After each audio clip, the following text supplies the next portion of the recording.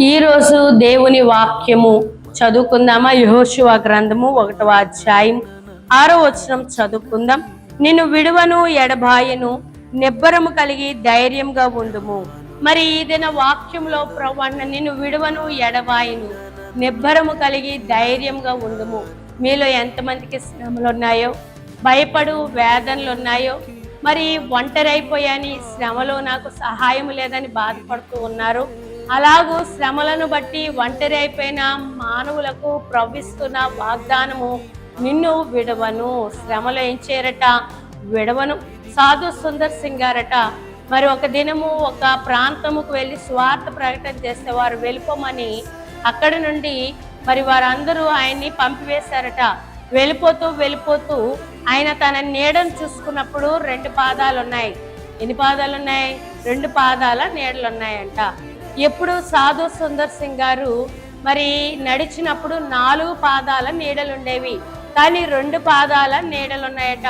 అప్పుడు వెంటనే మరి సాధు సుందర్ సింగ్ గారు ప్రార్థన చేశారట, ఏంటి ప్రభువా, శ్రమ వచ్చినప్పుడు నీవు నన్ను విడిచిపెట్టేశావా అని.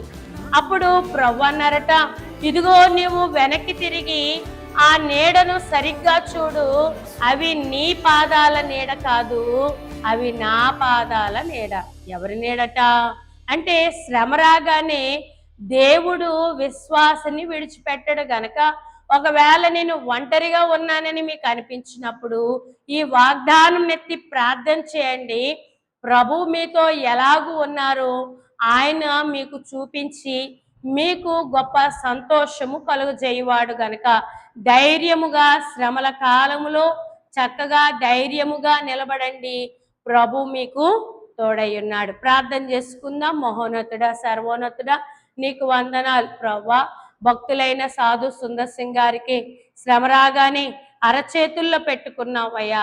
శ్రమ వచ్చినప్పుడు తన్ని నీ అరచేతుల్లో పెట్టుకొని దేవా ఎలాగూ చూసుకొని ఉన్నావో, ఈ వాగ్దానం ఎత్తి ప్రార్థిస్తున్న వారిలో ఎంతమందికి శ్రమలు ఉన్నాయో, ఆపదలు ఉన్నాయో ప్రభువా, వారు దేవాన్ని సన్నిధి వైపు చూస్తూ ఉండగా నీవు విడవను ఎడబాయను అన్నావు గనక వారిని విడవక ప్రభువా, వారితోనే ఉండి వారి శ్రమల్లో వారికి ధైర్యం కలిగజేసి గొప్ప జయమును అనుగ్రహించుమని యేసు నామములో వేడుకుంటున్నాము తండ్రి.